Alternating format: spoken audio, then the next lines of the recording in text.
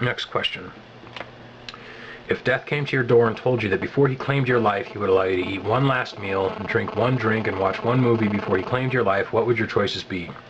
Last meal, homemade chicken pot pie, and a slice of Marionberry pie for dessert with ice cream, vanilla on top. Drink one drink, Black Butte Porter, out of Deschutes Brewery out of Bend, Oregon.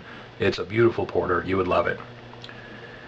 If we ever do beer swap, swap beer over the mail, I will definitely pick you up a 6-pack of Black Butte. Okay, and then, watch one movie. So, I mentioned my favorite movie and the kind of trouble I have with picking a favorite movie earlier, but if I had to watch one single solitary movie before I died, it would probably be Tron. I think Tron. Okay, so it is said that everyone has a book in them. I personally update this saying everyone has a book or movie in them. What is yours about? So, I've actually already written a book. This is it right here. You'll recognize it from my user icon. Vjovix, who was the one who asked me about the outrageous drug experience, he is actually responsible for the photograph in my user icon. It was a brilliant joke.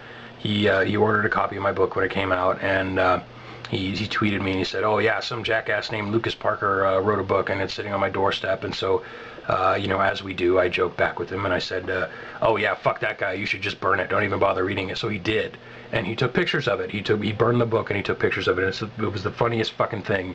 I guess maybe it had to be there. But to know how, as my friends do, how I prize knowledge and human expression, and how just sort of opposed in principle I am to burning books, and so how tasteless of a joke that is. But to know how that would shock me so, it was just this 1-2 punch that is very typical of him, and that's sort of the genius of his humor. And so yeah, that was fucking brilliant. Oh, it was so fucking funny. I still laugh about it. But anyway, I have written a book. However, this book, although I wrote it, I will be the first to tell you that it is a piece of shit. I wrote it during NaNoWriMo. Look that up. I'll try to post a link in the taint strip or whatever down there. I wrote it for NaNoWriMo November of 2007, and I did it just to do it, and then it sat for a year, and then I decided, I'm never going to do anything with this manuscript, so I'm just going to touch it up and ship it. So I got on CreateSpace, CreateSpace.com, and they have a deal with Amazon, or they're a subsidiary of Amazon or something. And anyway, 1, 2, 3, the rest is history, and I've got a book, and it's out. I think there are 25 copies in the wild or something. So, it costs $9 to buy. Out of that $9, I get it like 46 cents. So I don't actually really care if you guys go out and buy a copy of the book or not. By all means, feel free. But I don't think that it is the book. I don't think it's my life's work by any stretch of the imagination. At least I certainly fucking hope not.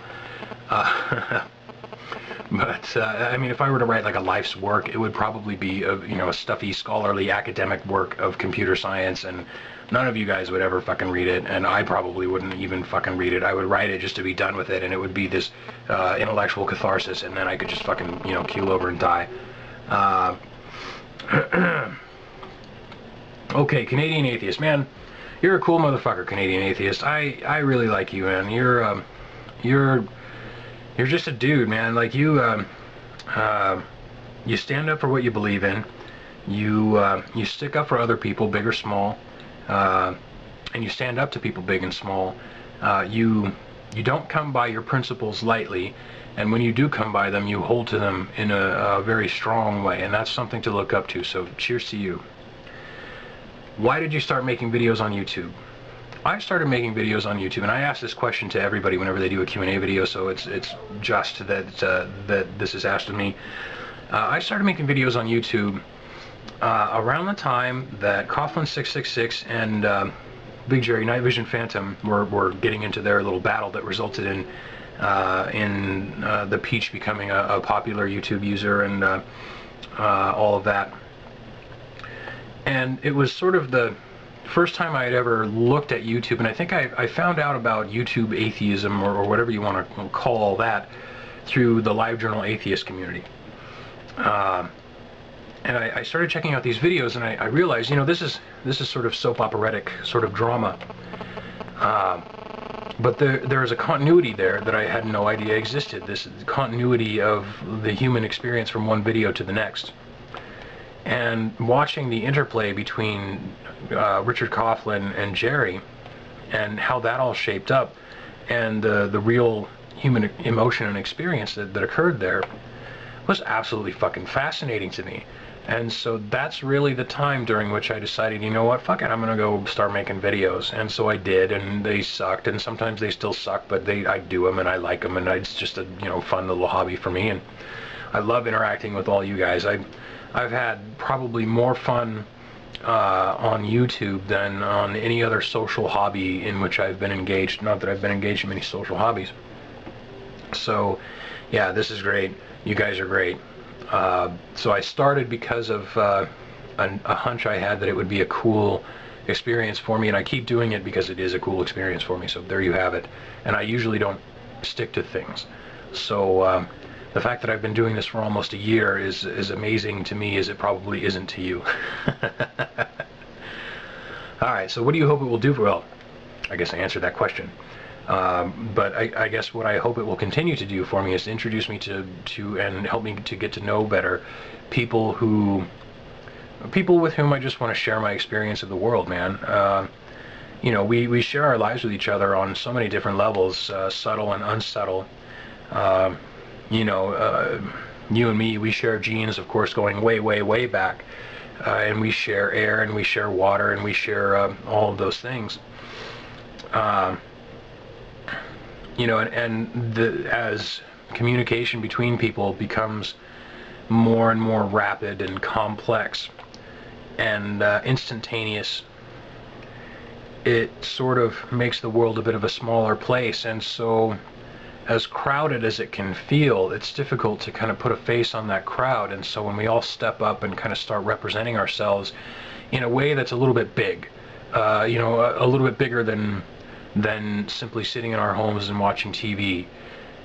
When we start creating something, no matter what that something is, even a piece of shit like this, when we start creating things, you know, that's kind of when life gets good. Even when it feels like the whole world is coming in on us, you know, we still have each other. You know, I feel what you're going through, and you feel, hopefully, what I'm going through.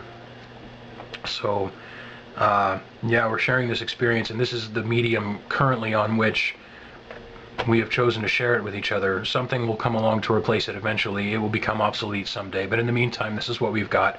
And you know, back in my day, when I was a teenager, it was BBSs, and then it became you know, Usenet and things like that, and then there were web forums, and now there's this, and a myriad other ways to communicate with each other. And so yeah, I guess I have a sort of philosophical bent to it all, but I think you catch my meaning. So have these goals changed in the time that you have been here? Not really. You know, I used to, like, when I first started making videos, I used to, like, worry, you know, are people going to like my videos? Are people going to like me? Are people going to, you know, think I'm ugly or whatever? And, you know, it's so silly, because I was already, what, 29 or something like that when I started making videos, and I didn't give a shit then whether people thought I was fucking ugly, or whether people were going to like what I had to say, or the tone of voice in which I had to say it. And I still don't fucking care outside the, you know, in the outside world. But when I'm looking at a fucking camera, or when I started looking at a camera for the first time, for some reason, it's just like I had to go through this fucking it was like being a fucking teenager again. It was so fucking silly. So if anything, I've gotten more mature in my approach to it, and I feel a little bit more chill and laid back about it, and more like myself. And I really just don't give a shit. I love it that all of you out there have been cool enough to subscribe to me, and that I've had such great interactions as I have. I would love personally to have more and deeper interactions and closer interactions with some of the people that I've been in communication with, and I know that that's not always a goal that is shared by other people, so I kind of play my cards a little close to my chest. But I would gladly, of all the people that asked me questions, certainly, and definitely there are a few more who didn't, I would gladly, you know, go out and have a beer and sit and chat and just, you know, kind of share space. I guess that's how I like to roll, you know. So I would say that I've always kind of had that goal, but it has become, like I said, a little more mature, a little more laid back since I got here. Okay.